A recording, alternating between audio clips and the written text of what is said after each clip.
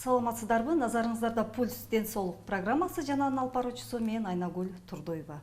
Бүгүн биз сиздерге 31 май бүткүл дүйнөлүк тамекиге каршы күрөшүү күнүнө карата тамекинин зыяндуулугу жөнүндө айтып беребиз.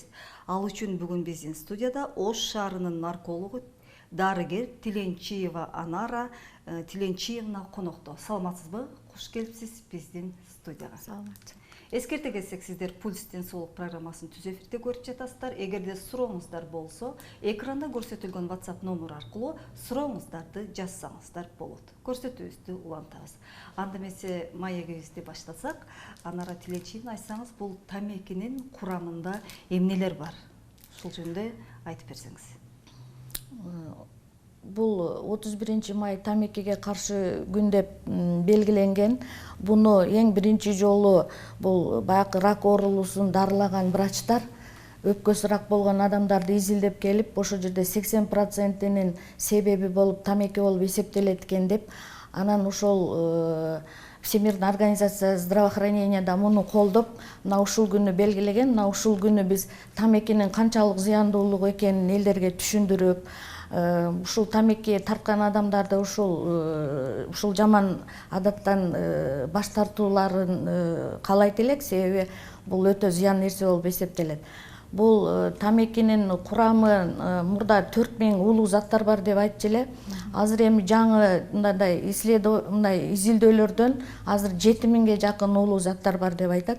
Аларды 3 группага бөлөт. Биринчи группасы бул мындай токсикалык улуу заттар дейт. Экинчиси болсо бул мутагенный деп айтылат. Үчүнчүсү болсо бул канцерогенный деп айтылат. Токсический деген заттарга бул эми бизге белгилүү болгон никотин, сероводород, окись углевода деген заттар кирет, аммиак деген өтө көп мындай курамында ар кандай улуу заттар болот. Анан экинчиси ошо мутагенный дейт, бул кирип мындай организмде особенно мындай генетикага да таасир берет деген заттар бар деген. Ал эми канцерогенный деген заттар буларды азыр көпчүлүк деле билет, бул рак оорусун чакыра турган заттар деп эсептелет.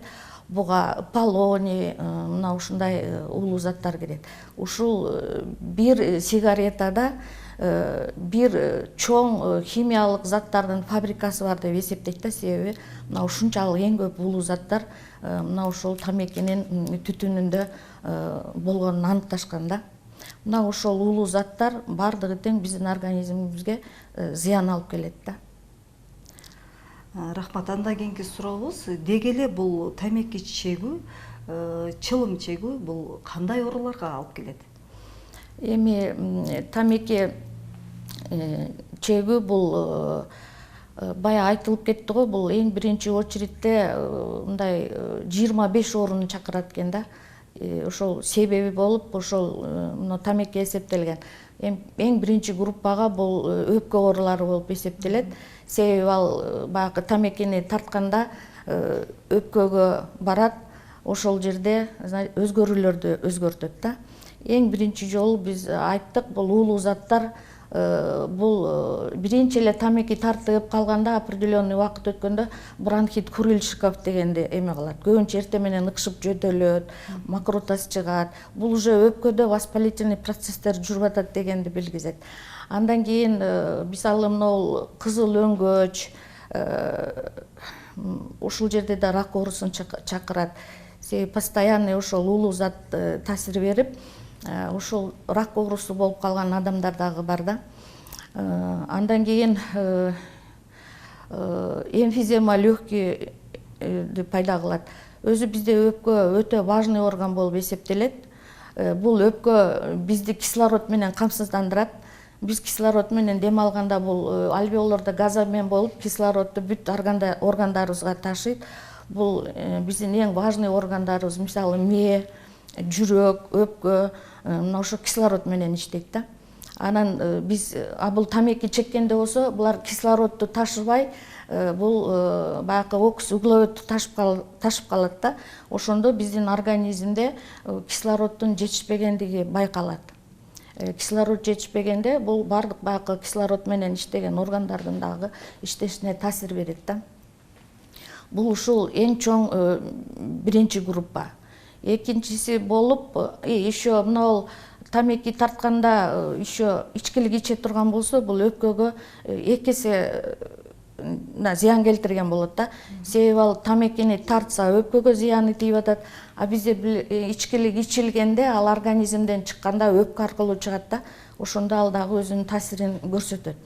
Анан экинчи эң чоң группа болуп бул жүрөк кан тамыр ооруларын алып келет.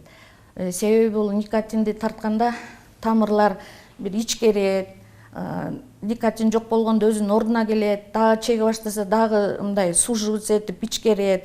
Анан ушул кан тамырлардын дагы мындай өзүнө мындай ичкертип, ушундай тез жарылып кете турган ломки деп коет, анан ошондой акыбалга алып келет да кан тамырларды дагычы. Анан кийин тамеки тартканда эгерде тамырлар сужиться этип калса, обычно мына капиллярлар деп коебуз бизде, анан кан барбай калат. Ошондо кан барбай калганда жүрөктүн определенный булчуңдарына кан барбай калышы мүмкүн, кан менен кошо кислород барбай калышы мүмкүн. Ошолорду мындай ишемический процесстер жүрүп атат деп айтабыз. Анан кийин закупорка болуп калып, анан кан тамыр эгерде жарылып кетип, кан кровоизлияние болуп кан куюлуп кетсе, анда бул инфаркттарды пайда кылат деп атабыз. Башында ошондой иш болсо, ошентип баягы кан тамыр закупорка этип, анан ошо тамыр жарылып кан жайылып кетсе, ону инсульт деп айтат да. Мына ушулардын дагы эң биринчи себепкери болуп, ошол тамеки себеп болуп аткан себеп болуп атат да. Анан адамдар азыр тамекинин эч кандай зыяны жок, чегип жатабыз, анан мындай деген дагы эмелер бар, эми силер сүйлөй бересиңер дегендей кылыпчы. А бирок ушу азыртан ушинтип тамеки чегип баштаса, бир 40-50 жашка барганда обязательно мына ушундай ооруларга чалдыгат да. Чалдыгат, Андан кийинки сурообуз көрүүчүбүздөн экен. Бул тамеки чегүүнүн таасири бул жыныстык системага, жатын, түйүлдүккө кандай таасири бар дейт? Азыр бизде мына модно деп жаш кыз келиндер ушу тамеки тартышып атышат. Анан ошолорго бизде медиктерди бул беспокоить этет. Себеби булар келечектеги апа болот, балалуу болушат. Азыр изилдөөлөрдүн жыйынтыгы боюнча бул заттар, ушунчалык уулуу заттар таасир берет экен да. Эгер алар өспүрүм жаш мезгилинен баштап тамекини тарта баштаса, бул тукумсуздукка алып келет. Эркектерде дагы, аял кишилерде дагычы. Андан кийин эгер ал тамекисин токтотпой дагы деле тартып ушинтип жүрө берип, балалуу болуп калса, биз айттык баягы бул уулуу заттар ушул нарушение кылып, ошо баланын развитиясына да влиять этип, анан мындай ооручан балдардын төрөлүп калышына дагы себепкер болот экен да. Анан ошол тамеки тартып жүргөн аялдар төрөгөндө балдары дагы көгүш болуп, себеби баягы кислород барбайт, жетишпейт да тамеки тарткан адамдарга деп айттык го. Андан кийин ошол мындай баягы баланы курчап турган суулар дагы тамеки прям жыттанат деп айтышат да, ошол гинекологдорчу. Ошондо бул бала мына уулуу зат менен баягы апасы уулуу зат тарткандын ордуна андан кайта витамин, андай мындайларды, баягы микроэлементтер бар, ошолорду керектүү витаминдерди жеш керек да. Ол тамеки тарткан бул ошо аялдын өзүнө дагы, баласына дагы өтө зыян деп эсептейт. Кош бойлуу эненин баласына таасири дагы чоң экен, Ооба. Андан кийинки сурообуз, Кыргызстандагы маалыматтар боюнча тамеки тарткан эркектер канча пайыз, ал эми аялдар канча пайыз? Анан статистика боюнча да айтып кетсеңиз. Ошол бизде азыр эң акыркы Минздравдын баягы билдирүүсү боюнча бизде 50% эркектер тамеки тартат деп айтылат. Ошондо ар бир экинчи эркек тамеки тарткан болуп атпайбы? Анан аял кишилер болсо 10% деп айтылат. Подросток өспүрүмдөр болсо 9-дан 12%ке чейин тамеки тартат экен да. Анан азыр бизде мындай байкоолор боюнча могул кыз келиндер көп тартканы байкалып атат да. Ошондой эле өспүрүмдөрдүн арасында ушу барган сайын ушул көбөйүп атат да, тамеки тарткандарчы. Алар кызыгып тартышат экен, модный деп тартышат экен. Мына ошондуктан биз азыр ушул немеде мындай алдын алуу процессте иш алып барып атабыз мектептерде.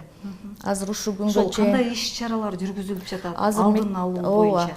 Азыр мектептерде мына бул 12 мектепте завуч по воспитательной части соцработниктер менен ушул өспүрүмдөргө түшүндүрүү сабактарын өткөзүп, ушунун зыяндуулугун айтып, ошо балдардын ой пикирлерин суроолоруна жооп берип, мындай ушундай түшүнүктөрдү берип атабыз да. Азыр Ош шаары боюнча 12 мектепте ошондой иш-чаралар жүрдү ушул күнгө байланыштуу. Эми дагы жүрөт мектеп бүткөнгө чейин. Мына өспүрүмдөр боюнча суроо бергим келип турат да. Буларга эмне себеп болот тамеки тартып калуусуна? Бул оорубу же бирөөдөн үйрөнөтпү? Кандай эмне деп айтасыз жана эмне деп кеңеш берет элеңиз? Бул өспүрүм балдардын тамеки тартканы, булар бою өсүп калса эле ойлошот экен, мен чоң уже жигит болуп калдым же чоң кыз болуп калдым деп ойлойт экен, анан мындай кызыгуу пайда болот экен, чоңдор деле тартып жүрбөйбү? Эми каякты караса эле тамеки тартып аткан да чоң адамдар. Анан ошол кызыгуу пайда болот экен, же болбосо үйүндө атасы тамеки тартат, ошо балдар дагы ошо тамеки тарткысы келет, ошо өспүрүм возрастка барганда. Ошентип анан кийин буларда мындай кызыгуу пайда болуп, ошондон булар тамекиге көз каранды болуп калат да.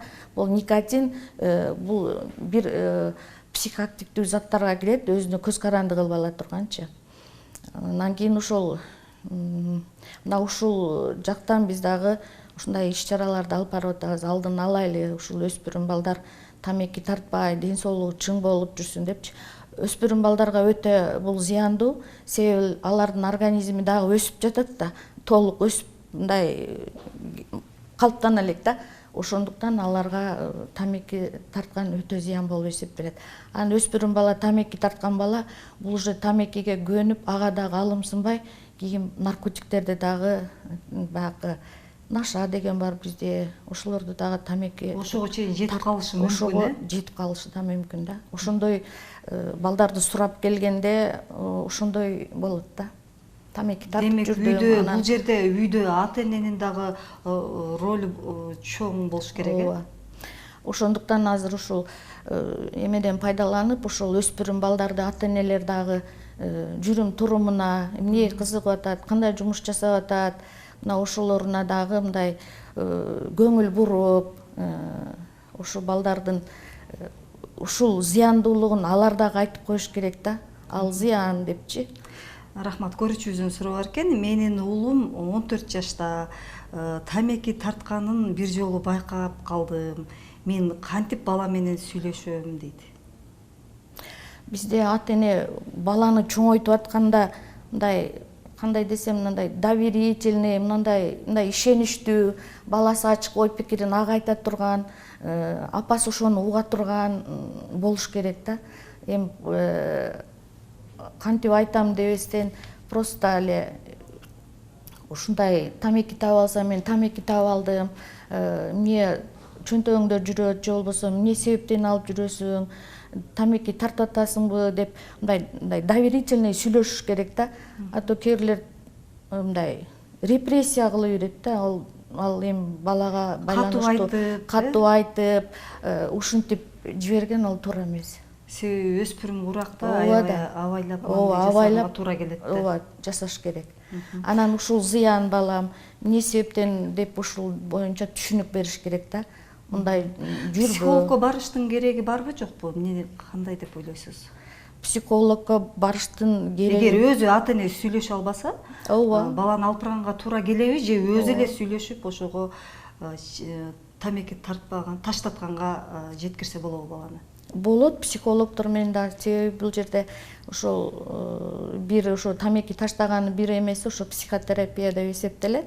ошого полный түшүндүрмө берип, ал баланын апасы өзү ал нерсени түшүндүрүп айта албаса, психологдун жардамын колдонсо болот.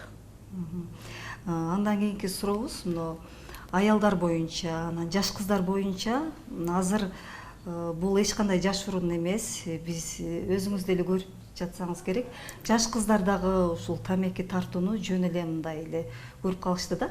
Кадимкидей эле. Ушуга сиздин оюңуз, анан эмне деп кеңеш берет элеңиз ошол болочокто эне боло турган жаш кыздарга? Бул мындай да, тамеки өзү пайда болгондон баштап эле медиктер ушунун зыяндуулугун аныктагандан баштап эле биз күрөшүп келебиз да. Мына тамеки бизнес дейбизби же индустрия дейбизби, мына ушул биздин ушу өспүрүм балдарды, жаш кыздарды өзүнө тартуу үчүн мына ар кандай формадагы мындай сигареттерди ойлоп чыгат да. Мисалы азыр бар жеңил сигарет, ичке тонкий сигарет, анан кийин азыр электронный сигареттер деп дагы айтылып келет. Ушинтип кызыктырып, өзүнүн клиентурасын эми деп кармап туруш керек да. А биз болсо ага каршы, анын баардыгы тең силер үчүн зыян деп айтып атабыз. Эми кыздар болсо бул мындай мен баягы модный бул тамеки тарткан же сигарет черккен деп ойлошот. Но бирок бул түшүнбөстүктүн, бул кыздын ошол тамекинин ушунчалык зыян алып келгендигин билбестигин мындай аныктайт да. Себеби бул тамеки көз каранды кылат. Анан баягы бир таттынакай кызыбыз анан мындай тиши саргайып кетет, өңү саргайып кетет, мындай ден соолугуна зыян, мындай көрүнгөндө деле неприятный болуп, анан запах мындай ошо тамекинин жыттанган, ошол модный болуп калганы эме да, короче. Аял кишиден тамекинин жыттанып турганы да жакшы көрүнүш эмес э? Ооба. Рахмат. Андан кийинки сурообуз аябай кызыктуу суроо экен. Өспүрүм урактагы бала жазып жатат да. Мен 13 жаштамын, жана тамеки тартам. Ата-энем билет тартканымды дейт. Кантип таштайм, мага жардам бериңиздерчи дейт. Кантип жардам берсек болот ушул өспүрүм урактагы жаш балага? Ошол өспүрүм урактагы балага бул ата-энеси билип унчукпаганы бул, конечно, өкүнүчтүү. Бул баланын ден соолугун ойлош керек, келечегин ойлош керек, туурабы? Вот, анан кантип ташташ керек болсо, анда бизге кайрылса болот. Ошо балага биз өзүңүздүн дарегиңизден да айтсаңыз, сизге кайрылса мүмкүн чалып байланышабы, дарегиңизди айтып койсоңуз. Мен азыр ошол наркология Юго-Востоктомун. Ошол жерге эртең менен ошо келсе, мен саат 2-ге чейин иштеймин. Ошо балага биз консультация беребиз. Наркологияда, э? Ал бала менен келип жолуксаңыз, сизге кеп кеңеш берип, сиз тамекиден чылым тарткандан арылтат. Ооба. Андан кийинки сурообуз, тамеки тарткан адамдын жанында турганда, тамеки тартпаган адамга анын таасири кандай? Эми бизде медицинада аны мындай пассивный курение деп коет. Ошол үй бүлөдө, бул дагы ошо эгерде үй бүлөдө атасы тамеки тарткан болсо, ал кичине бир балдардан аядаланып, эшикке чыгып тамекисин тартып келбейт да. Ошол үйдө эле бала чакасы менен отуруп алып тамеки тарта берет. Ал ошол тамеки тарткан түтүндү баягы балдар дагы мындайча өпкөсүнө кирет да, дем алгандачы. Бул дагы өтө улуу заттар болот. Ошондуктан ошол семьядагы балда тоже жөтөлүп, тез-тез өпкө ооруларына, бронхиттерди оорушат. Андан кийин ошо жаш балдардын астма болгону дагы ошол атасынын тамеки тартканына байланыштуу болот деп мына ошондой аныкталган изилдөөлөр бар да. Ошондуктан анан ошол семьядагы бала определенный возрастка чыкканда тамеки тартат экен да. Себеби ага атасы пример болуп атпайбы? Мына ушундай, ал дагы ушундай зыян да. Ошондуктан азыр эми бизде да закон кабыл алдык, общественный жерлерде тамеки тартпагыла деген. Эми ал канчалык деңгээлде соблюдение болбойт дейм, ушундай. Андан кийинки сурообуз, тамеки тартуу менен стресстен арылса болобу дейт. Анан телефон номеруңузду сурап жатышат, кайталап айтып койсоңуз. 0777 телефон номерим 70 32 53. Эми биздин жашоодо стресстер болот. Бул стresssiz жашоо жок дейт азыркы мезгилде. Анан стресс болуп калса эле, тамеки тартып койсо эле, ол проблема чечилбейт. Кайта өзүнө зыян болот. Ошондуктан мындай стрессовый ситуациялардагы адамдар өзү ошол ситуацияны анализдеп чечкен аракет кылыш керек да. Эгерде чече албаса, тоже психологдорго кайрылыш керек.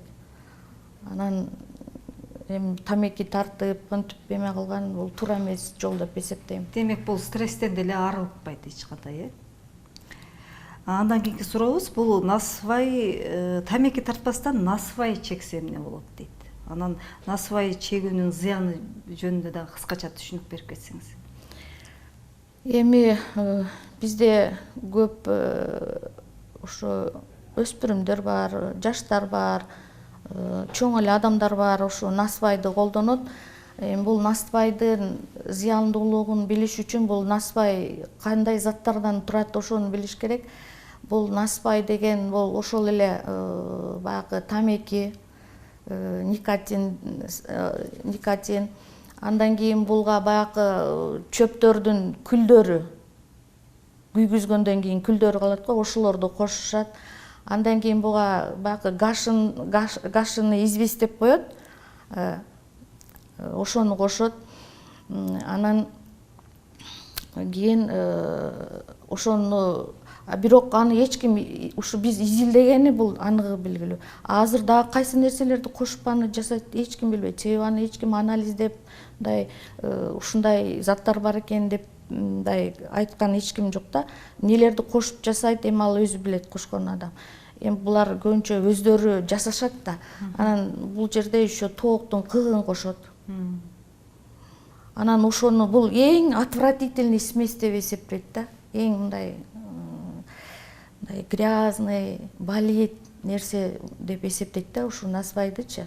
Кандай ооруларга алып келет бул? Ал мисалы оозуна салганда биринчиден ошол оюп жиберет, тилин, жаактарын, ооз көңдөйүн оюп жиберет дагы.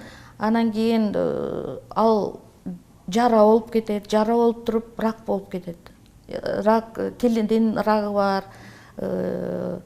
Ошол ооз көңдөйүндө рак ооруларын пайда кылат. Себеби көбүнчө ошол оозуна салышат да булар.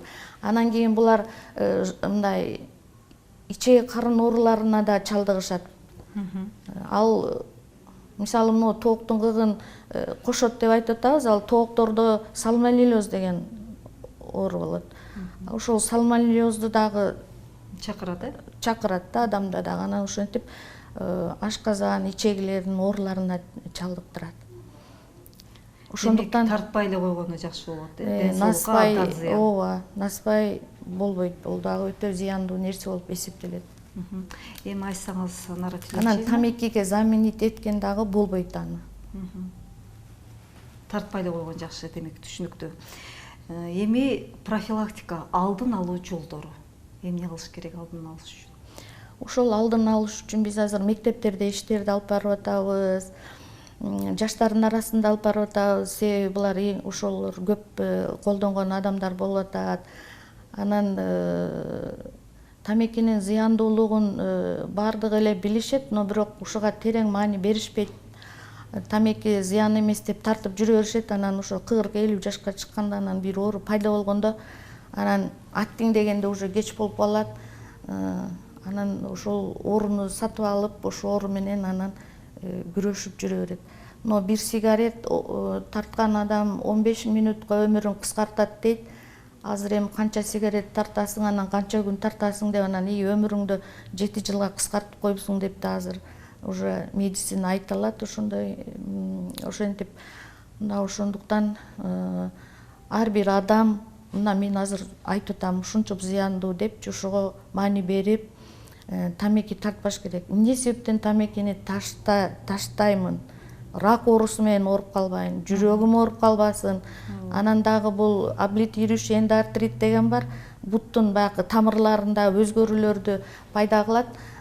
Тамеки эч кандай зыяны жок деген менен бир күнү турса буту карайып калат, уже гангрена болуп, буттарын кесип таштагандагы эң көп случайлар бар. Мына ошондой болуп калбайын деп тамекини ташташ керек, баш тартыш керек. Андан кийинки сурообуз көрүүчүбүздөн электрондук тамекинин зыяны жокпу дейт. Мен бая айтып кеттим го, ошол табачный бизнес эми азыр электронный сигареттерди чыгарып атат, жаштарыбызды кызыктырып атат. Ошол электронный сигареттер деле биздин баякылар биздин аң сезимге бунун зыяны жок, бул андай мындай деп айта беришет да. Бирок изилдөөлөр совсем башка нерсени көрсөтүп атат да. Электронный сигареттерде мисалы глицерин болот. Беркинде курить этип атса дейт, мында парить этет дейт. Суу толуп калышы мүмкүн өпкөлөргө, ошо глицерин да толуп калышы мүмкүн өпкөгөчү.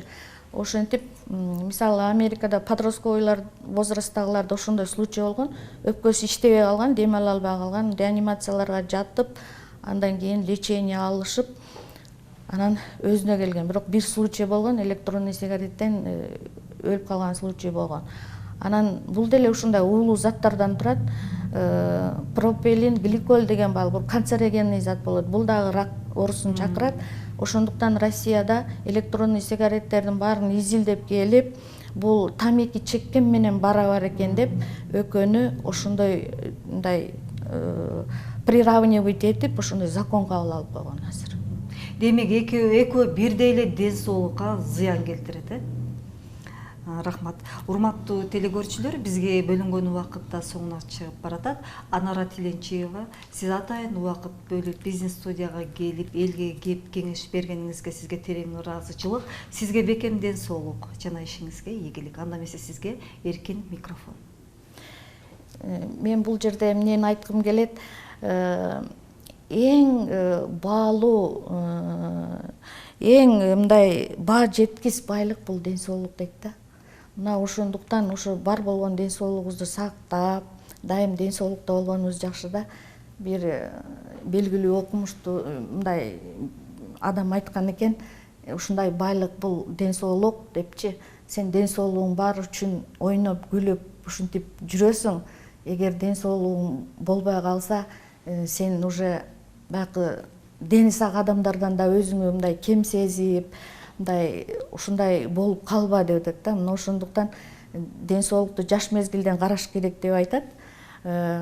Мен ойлойм, ушул ден соолукта болгон азыр модно. Сейчас курить не модно, а здоровый болгон модный деп эсептейм. Ошондуктан баардыгын тең чегип жүргөн адамдар болсо, ушул эң биринчи бул мотивация деп айтылат.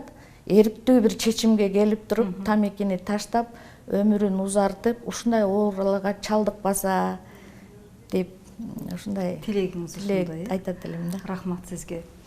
Демек, тамеки өлкөнүн социалдык, интеллектуалдык, экономикалык өнүгүүсүнө тоскоол болуп, элдин ден соолугуна терс таасирин тийгизүүдө. Бүгүнкү көрсөтүүбүз сиздерге абдан пайдалуу болду деп ишенем.